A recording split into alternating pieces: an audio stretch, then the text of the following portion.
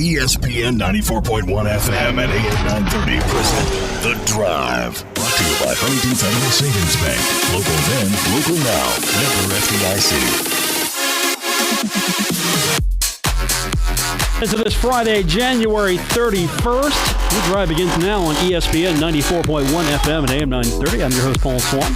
You can join the program by calling the Miller Lite phone lines, 877-420-TALK. That is 877-420-8255. Miller Lite, hold true, great taste, only 96 calories.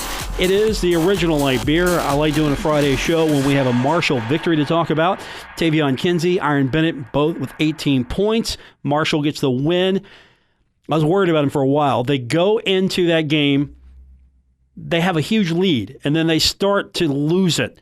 They go into halftime with a 1-point deficit, and I'm a little worried about them. The second half, no problem. Shot better, couple of big runs, and they beat Florida International 84-74.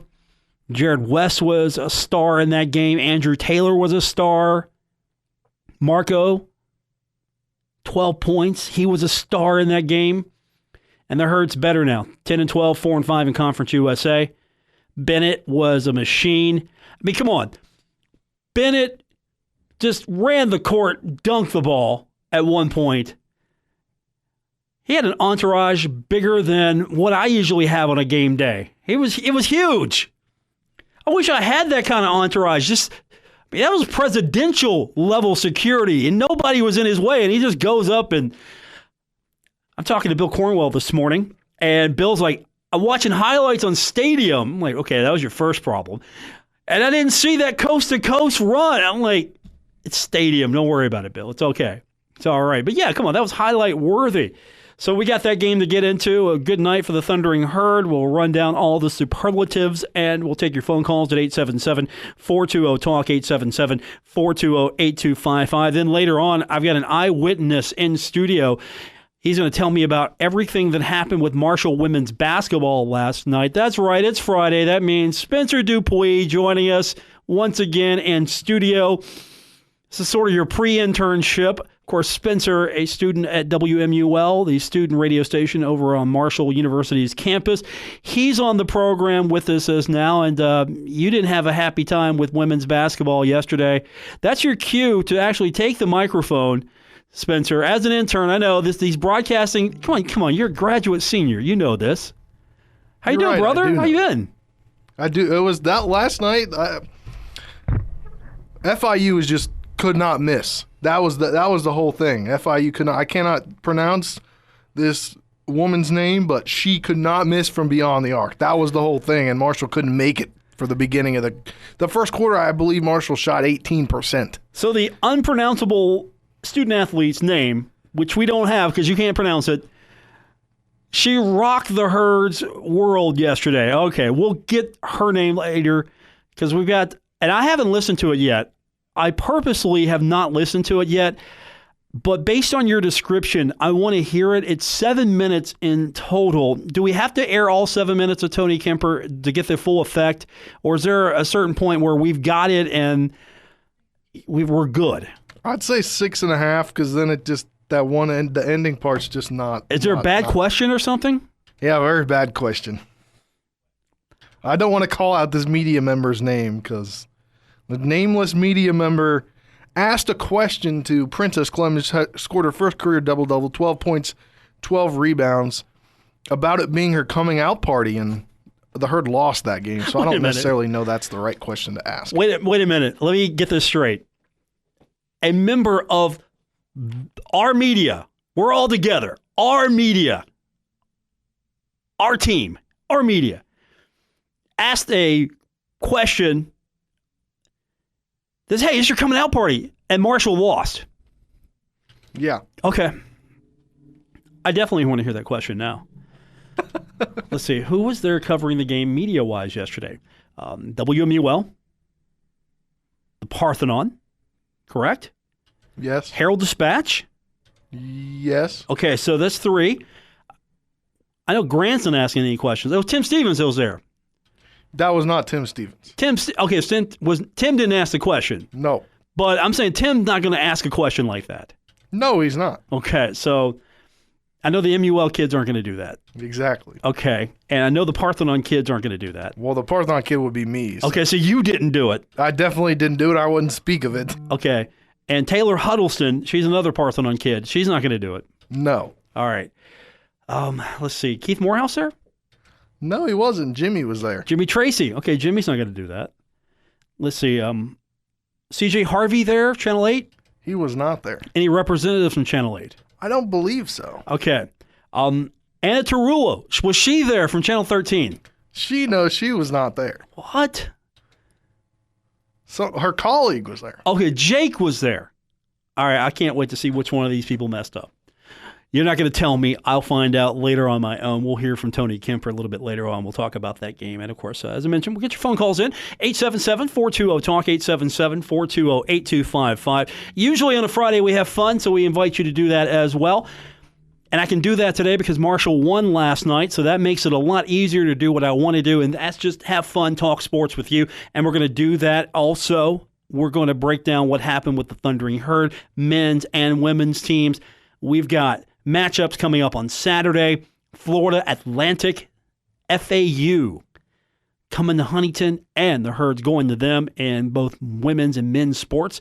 Plus, right here on these very airwaves on Sunday, Super Bowl Sunday. I can say Super Bowl because we are your official broadcast home in the tri-state of the Super Bowl right here, ESPN 94.1 FM and AM 930. I don't have to worry about saying like the superb owl. The superb owl, the spectacular. There's so many different ways. The big game. I don't have to say that. And really, I can say Super Bowl because I'm speaking about it in an editorial context. The NFL can't stop me from saying Super Bowl because I'm discussing the game in an editorial context. If I was trying to make money off of it, like, hey, come on down to Paul's Super Bowl party, I can't do that. Lesson learned right there, Spencer. Just keep that in mind. You'll need to know that information later in your professional career. All right, we'll take our first break. Come back, get your phone calls in. We'll talk Marshall basketball with you. Super Bowl coming up as well. We'll get into that here on ESPN 94.1 FM and AM 930. The Drive with Paul Swann. Marshall Athletic Director Mike Hamrick. He knows. Paul's the best. On ESPN 94.1 FM and AM 930. It's awful kind of Mr. Hamrick to say that. Welcome back to The Drive here on ESPN 94.1 FM and AM 930. I'm your host, Paul Swann. Special intern, superstar, Spencer Dupuis with us as well. Well, I got to introduce you. If I'm going to use you as a crutch later on here, I got to introduce you and build you up and make you part of this thing. I can't just randomly say, hey, oh, by the way, let's open the microphone up and this kid behind the microphone is going to talk. So I have to build you up now. I guess you do. Yeah. I had one producer, I wouldn't let him talk on the radio at all. Ever. His name was Slim. I would never let him talk. Never, ever, ever, ever, ever. Because I remind him, like, dude, nobody wants to hear from you. It's true. Spencer, you got a sports background, so, you're following the footsteps of Luke Creasy as our recent intern. So you're following his steps, and we'll take advantage of it. He's not your most recent intern, though. I blacked out that other guy from my memory. Wow. Yeah, I mean, I think I'm the reason his jump shot's off a little bit. Because he was too busy sitting in here. He could have been in the gym. It's my fault. That's right, because Jansen Williams was my intern. His jump shot was off. Hey, you know what Jansen did in that game on the court? He had 5 points.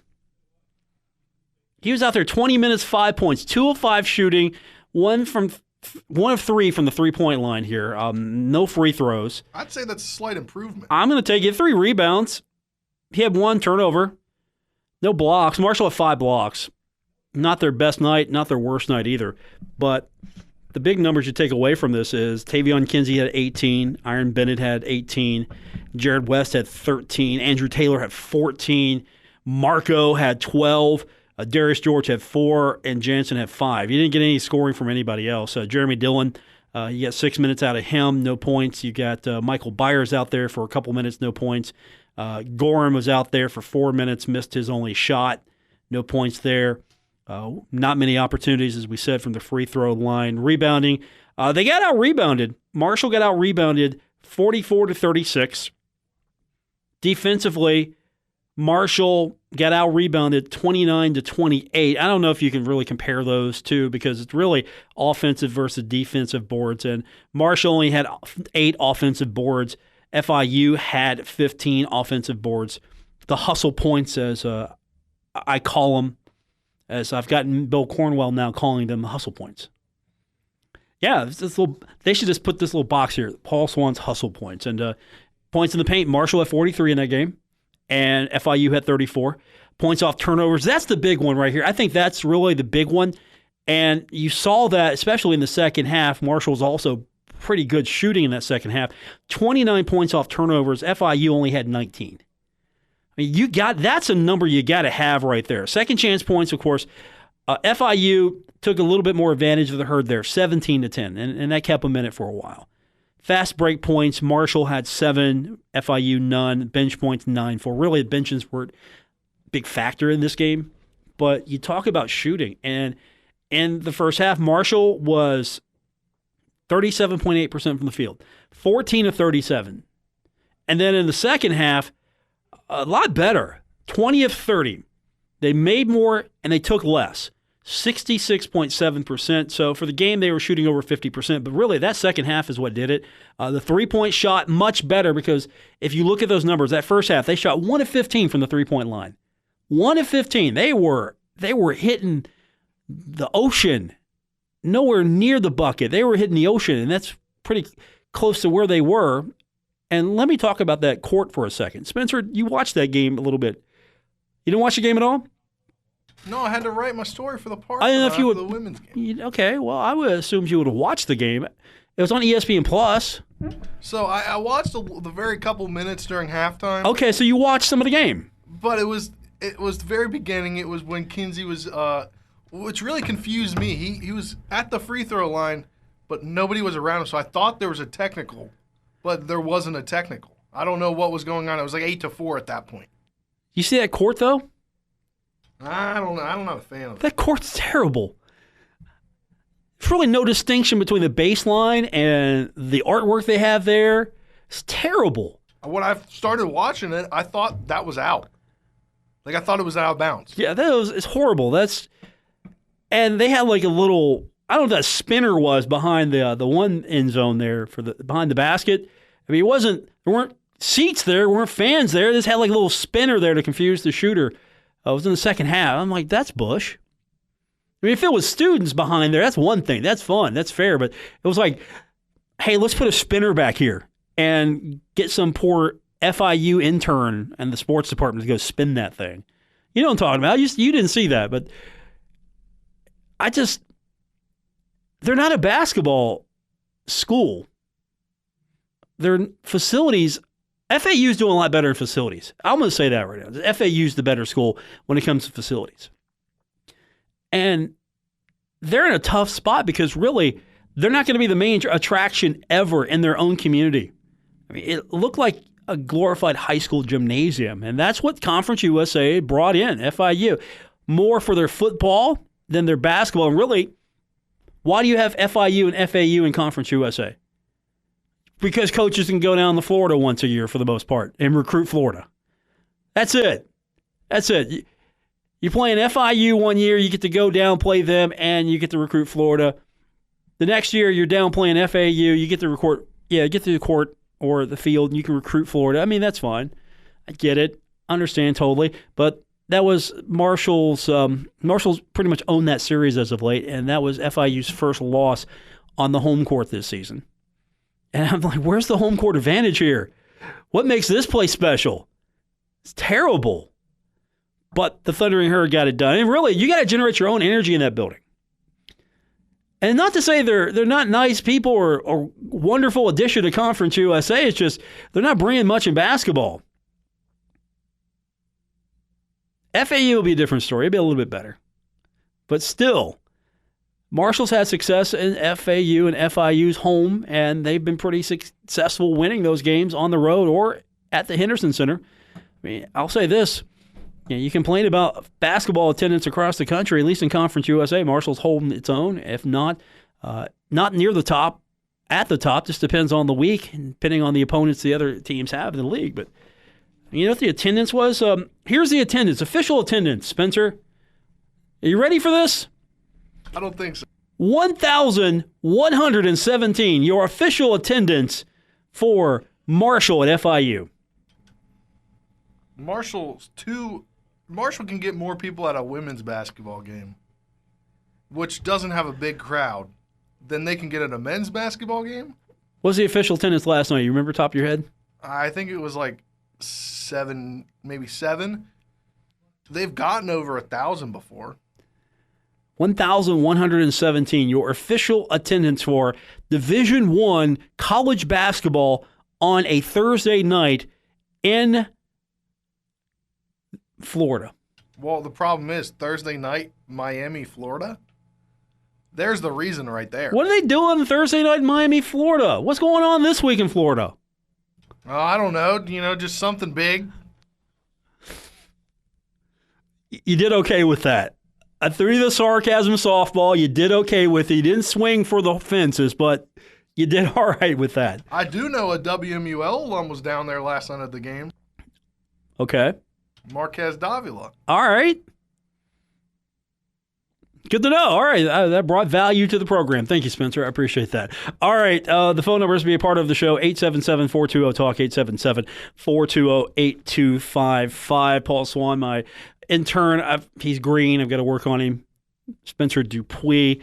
My goal is to make you as good as Luke Creasy. That's my goal. All right. Fair enough. Okay, that's the goal. The problem was Luke Creasy was Luke Creasy good when he walked in here, Spencer. So it's some big shoes to fill. I guess so, but it's sad that he's not using it. He's reporting for the Herald Dispatch. I thought he was going to start some podcast. Maybe he will. I thought it was going to be the Swann and Creasy podcast. I work on his schedule, sir.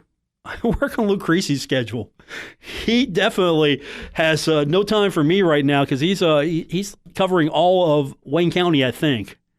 You got me there. Yeah, he's covering all. He's got a county to cover. He'll make time for me when he has a chance. FIU losing this game, and FIU now dropping to 5-4. Marshall 4-5. More importantly, Marshall is inching their way out of Pod 3. That's really the big takeaway from this. Is Marshall got some momentum with this win. It was decisive. They dug themselves a hole, and they dug themselves out of that hole. Marshall had a big lead, 14 points at one point. FIU had a 7-point lead with 7:14 to go in the first. Marshall had a 14-point lead with 2:57 to go in the second. And Marshall did lead this game for the majority, 26 minutes and 44 seconds. That's a big number there. 26 minutes and 44 seconds. FIU led 9 minutes and 27 seconds. And the game was tied for 3 minutes and 49 seconds. Marshall had control of this game for the most part. And you look at FIU, what did FIU do? Well, they were 13-38 in that first half, 13-30 in the second half. They were better than the Herd in the three-point line. To be fair, that's what helped keep them in this. They were 4 of 16 from the first half. Second half, they were 4 of 9. So they were 8 of 25 for the game. 8 of 25, 32%, much better than Marshall's 5 of 23, 21%. So you circle that number and think, okay, how did FIU stay in this game? Well, three-point line, for example, they got that. They hit one less shot than the Herd in the first half. 13-38. Marshall was 14-37. The second half, Marshall killed them. They both had 30 shots at the basket. FIU hits 13. Marshall hits 20. And the foul line, really not a factor. 2 of 6 in that second half. 9 of 10 in the first half. That was a big factor, though. But FIU was 9 of 13. So that's pretty much push, even though FIU had a few more opportunities. Second half, again, it's just about push. As far as opportunities are concerned, FIU, they pretty much were 5 of 7. 5 of 7. 2 of 6 for the Herd, 5 of 7. It's almost push. They had a couple more looks at it. We're talking, 3 points there? 5 of 7 compared to 2 of 6. So, really, it wasn't that close where the free throw line, every free throw counted, but you got to get those. But they were 14 of 20 from the free throw line. Marshall was 11 of 16. More importantly, turnovers. FIU had 17. That's the big one. You circle that one because Marshall just had 12. And you go back to those second chance points. Sure, FIU took advantage of the rebound advantage. Marshall took advantage of the turnovers. 10 more points based off of their turnover difference. If they play this way against FAU, Marshall's going to win the weekend.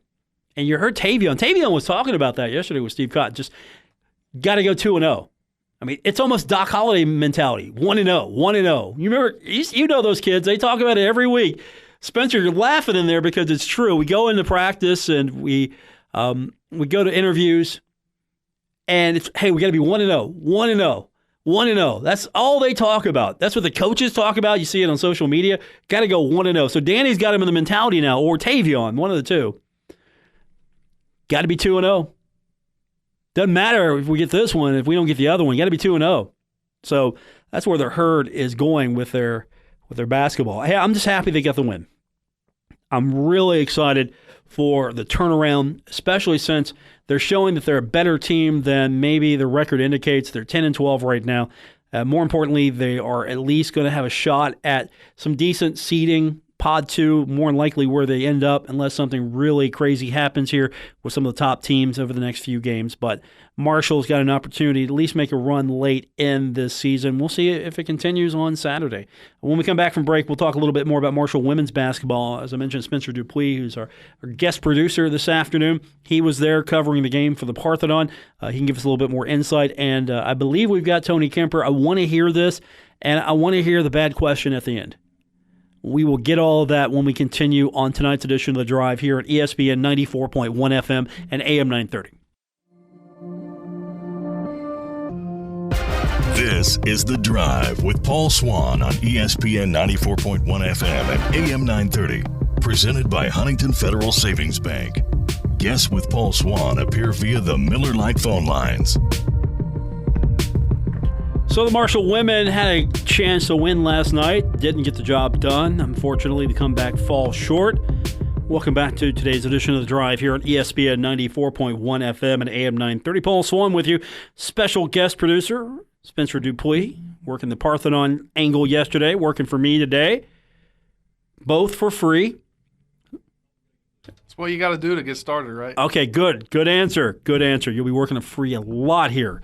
Just to give you the heads-up warning. So talk to me about that. You were watching it yesterday. Listened to a little bit of the broadcast and didn't get a chance to really take it all in. But Marshall didn't put themselves in a good position, and then they had to fight back hard to get even close and just fell short. Yeah, it really all started in the first quarter. Marshall was able to get out to a 2-0 lead, but then after that, it just kind of went quiet. Completely quiet, and during that period, FIU outscored Marshall 23-11, and they shot 53.8% from the field, going 7 of 13 and 60% from beyond the arc, 6 of 10.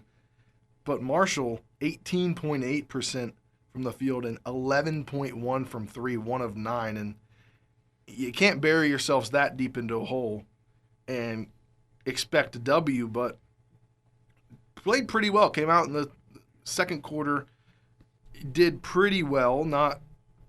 It fought back, continued to fight back, and then in the third quarter, it took a lead. And last night, Savannah Wheeler scored a career-high 22 points. So that was you can't take highlights from everything, but you know, she scored 22 points, still young, and then mentioned... Her coming out party, right? Her coming out party. Clemens, she had, for her first career, double-double with 12 points, 12 rebounds, added 4 assists. And one thing that happened in that Western Kentucky game last Saturday was that Marshall just turned it over too much. This time, Marshall barely turned it over, single-digit turnover. So it wasn't that, it was the shooting. Okay, so that was also her coming out party, right? I guess so. What kind of question is that? Hey, is this your coming out party? I want to hear this. You've got Tony Kemper. He wasn't happy. And again, I'm prefacing this by saying towards the end, I have been told that there was I have not heard it, but I have been told, and it was described to me as a bad question by an unnamed member of the media.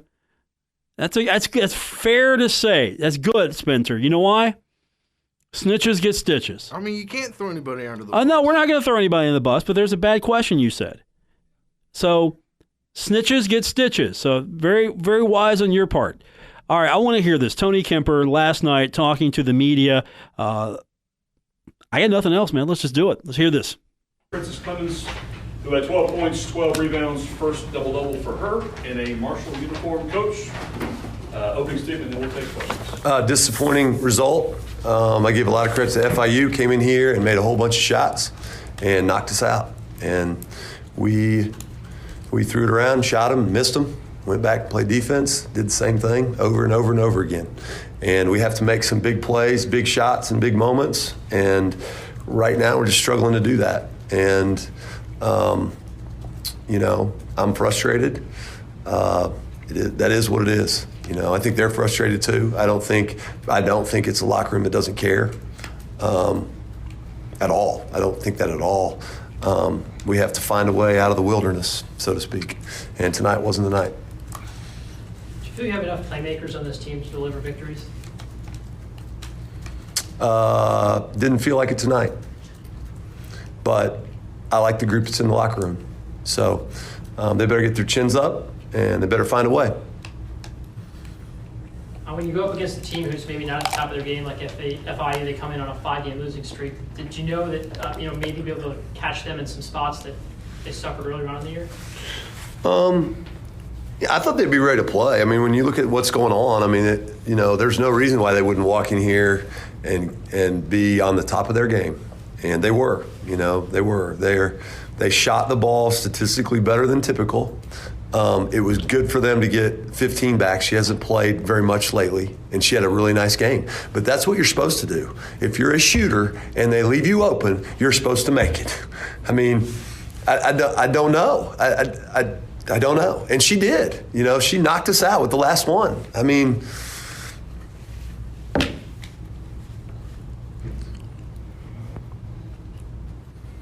I guess you mentioned the word frustrating. Do you feel that, when you look at these set of 4 games compared to the set of 4 games earlier in the year when you guys lost 4 in a row, have you noticed, is it the same type of problems or is it just different each game? We've struggled to score offensively. That's been a thing, It's been a thing. It's been, especially lately, it's been more like this than the other way. And,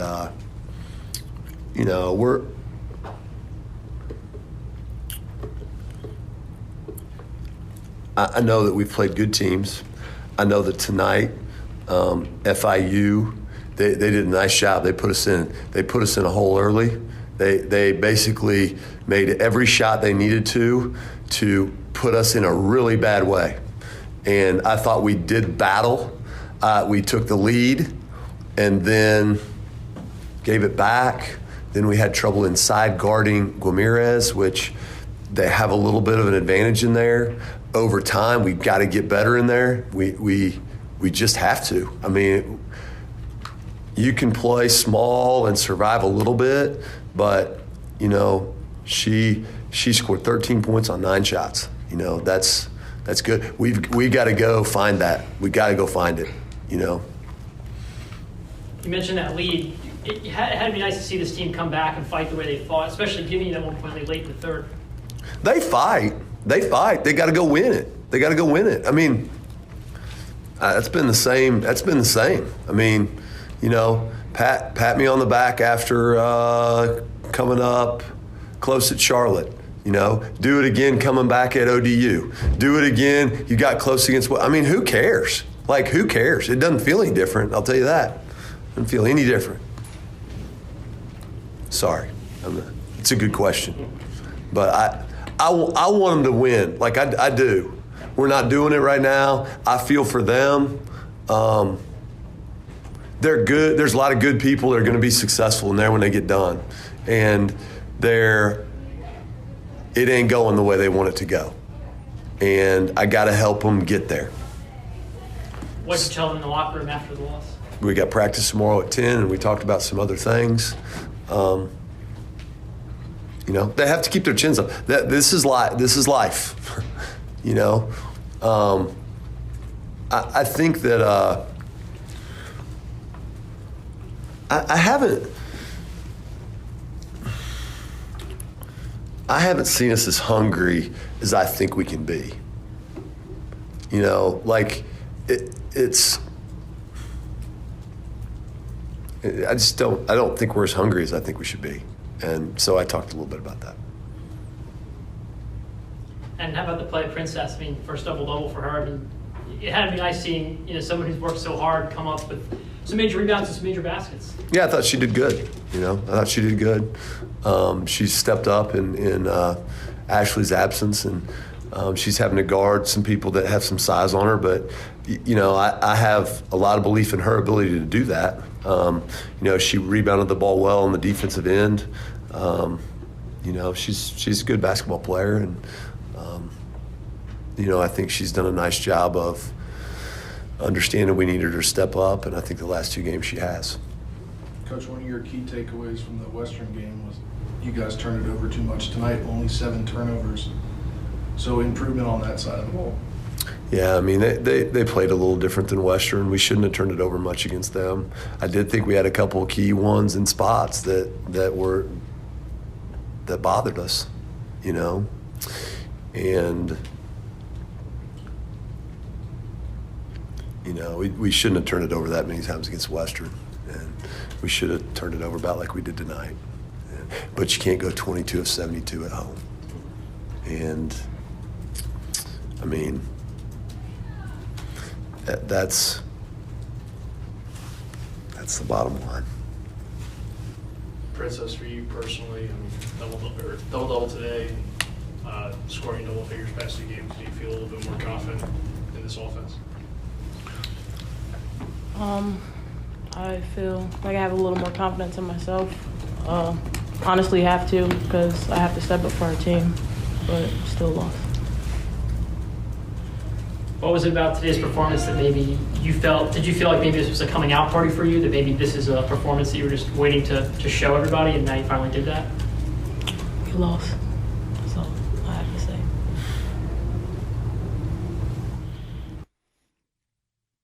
It's her coming out party, man. Okay. That's the correct answer from her. That is the correct answer from her. I'm glad that question was asked only because I got an opportunity for her to respond and say, look, I don't care. I could have scored 50 and our team lost. I don't care. That's my takeaway from that question. Yeah, I mean, I agree with you on that. I mean, then nothing matters. Like, it's to that point in the season where nothing else matters but a win. That's all that counts. If I'd have went up to Tavion and said, Tavion, you scored 35 points. Great performance. How do you feel? And it was a loss. He's going to look at me like, man, I don't care.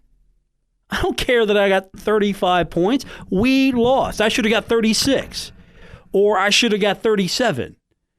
He doesn't care. They want the win because individual scoring's not the goal. It's to win the game. Now, if she'd answered that question like, oh, yeah, I'm excited. I had a great game and all happy about that, I would have had some questions about her. But her response is all I needed to hear is we lost. And that means that coach is doing a good job in that locker room measuring the importance of wins and losses. Now, I could tell right there he didn't beat her up. He didn't beat anybody up. And he's not trying to tear them down, but he did point out the obvious. Hey, do you have, feel like you have a locker room full of playmakers? And he's like, oh, I didn't feel it tonight. But at the same time, he's like, look, I'm not going to go tear them down. I gotta uplift them. I gotta bring them up. I like my team in the locker room. He basically said they didn't give me what I wanted, but I still like my team. Just called it out. They didn't do what they could have done, but I still am going in with them. This is the team I have. This is the team I like, and I'm going with them. So, yeah, I didn't like that last question. You know who said it. I know who said it. I'm not going to call him out, but I didn't like that last question. I mean, just me. It's personal preference. I'm not saying he's out of line for asking that question. I just didn't like it. Yeah. I mean, I know you pointed it out to me yesterday. I hadn't really heard this because I wanted to hear this because I think Marshall women's basketball is just as important as men's basketball. So I do want to devote as much time as we can to it. And I want to give them as much as I possibly can because I sometimes think we ignore some of the Olympic sports and some of the non-revenue sports. And I think Marshall women's basketball deserves as much as attention as the men's team. Now, granted, it's not going to sell newspapers. It's not going to make tons of money on ESPN Plus or anything of that nature, and I get it completely, but I value what Coach Kemper does enough to devote. How much time did we devote to that? 7, 8, 9 minutes? Yeah. Yeah. I mean, you got to give the team credit. Oh, I do. I think they've got a shot if they can play better. 33 points in the second half. Yeah. Yeah, you're right. Exactly right.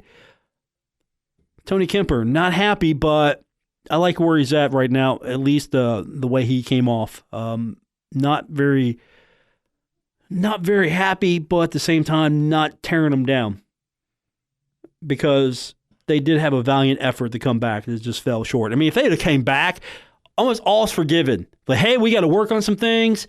Got the victory. Yeah, there's some things that we need to do better. So, the tone would have been completely different in that postgame.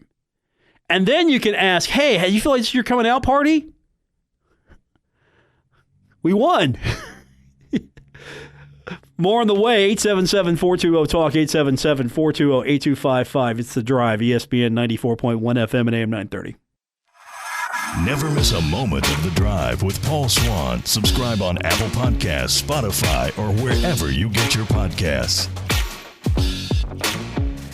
Wrapping up today's edition of The Drive on ESPN 94.1 FM and AM 930. Paul Swann, Spencer Dupuis, our producer this afternoon. And what's wrong with your boy Will Omer?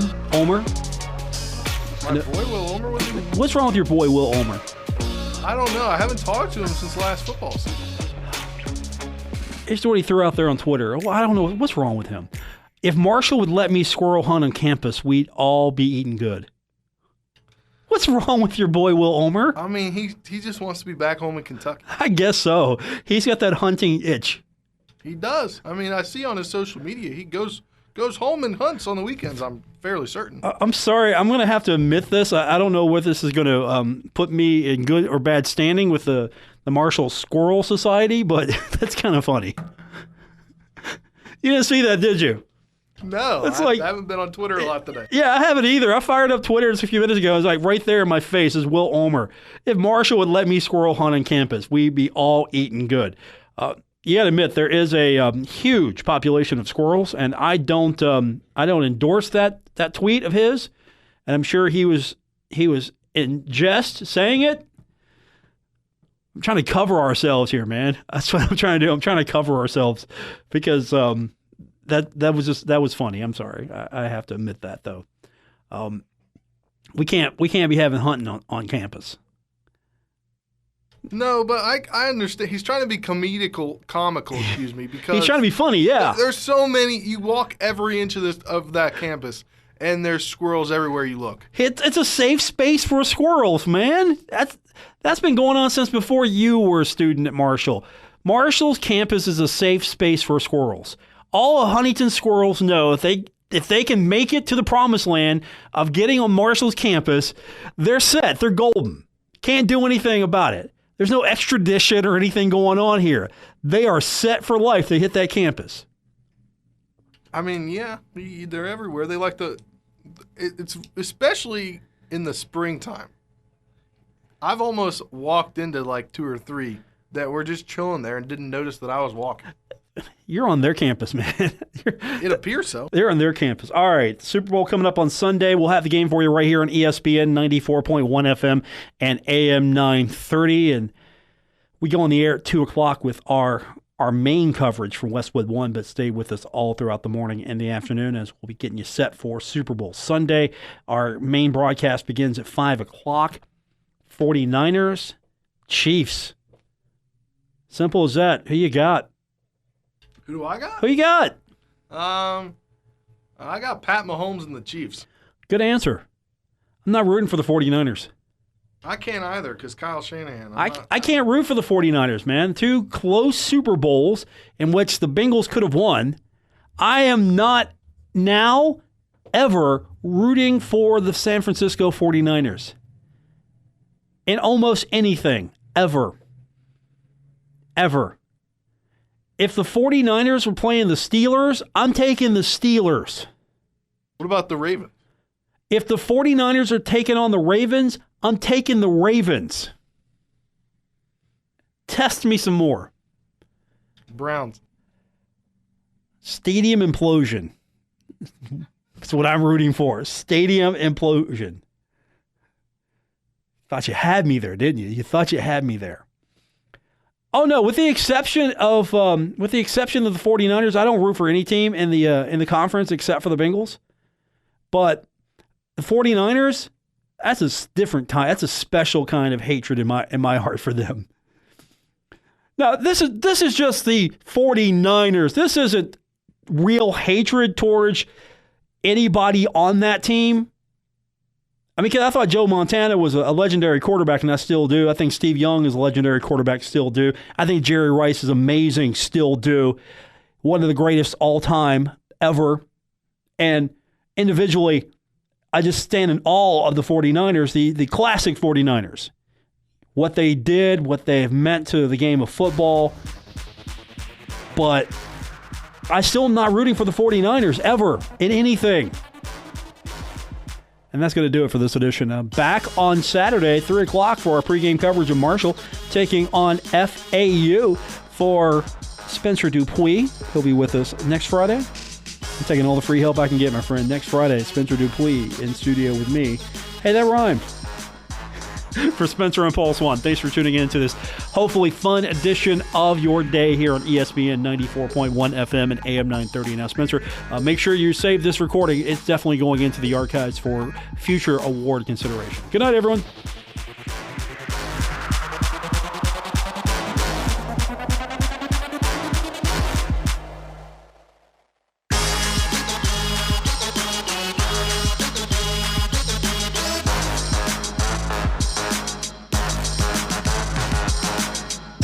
WRBC Huntington, W227BS Huntington, your flagship home of the Marshall Thundering Herd and The Drive with Paul Swann, ESPN 94.1 FM and AM 930.